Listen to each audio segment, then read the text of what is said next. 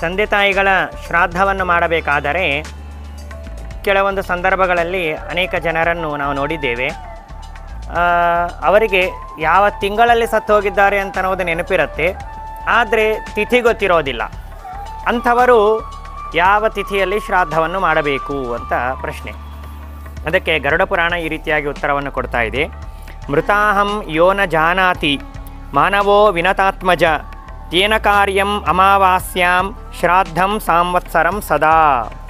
ತಂದೆ ತಾಯಿಗಳ ಮೃತರಾದಾಗ ಅವರ ತಿಥಿ ಅಂತನೋದು ಗೊತ್ತಿರಲಿಲ್ಲ, ಮಾಸ ಅಂತನೋದು ಗೊತ್ತಿತ್ತು ಅಂತಾದರೆ ಯಾವ ಮಾಸದಲ್ಲಿ ಅವರು ತೀರಿಕೊಂಡಿದ್ದಾರೆಯೋ ಆ ಮಾಸದ ಅಮಾವಾಸ್ಯ ದಿನ ಶ್ರಾದ್ದವನ್ನು ಮಾಡಿದರೆ ಶ್ರಾದ್ದವನ್ನು ಮಾಡಿದ ಪೂರ್ಣ ಪುಣ್ಯ ಅಂತನೋದು ಬರ್ತದೆ. ಆದ್ದರಿಂದಾಗಿ ತಿಥಿ ಗೊತ್ತಿಲ್ಲದೇ ಇದ್ದಾಗ ಮಾಸ ಮಾತ್ರ ಗೊತ್ತಿದ್ದು ಅಂತಂದರೆ ಅಂಥವರು ಆ ಮಾಸದ ಅಮಾವಾಸ್ಯ ದಿನ ಶ್ರಾದ್ದವನ್ನು ಮಾಡಬೇಕು ಎಂಬುದಾಗಿ ತಿಳಿಯಬೇಕು.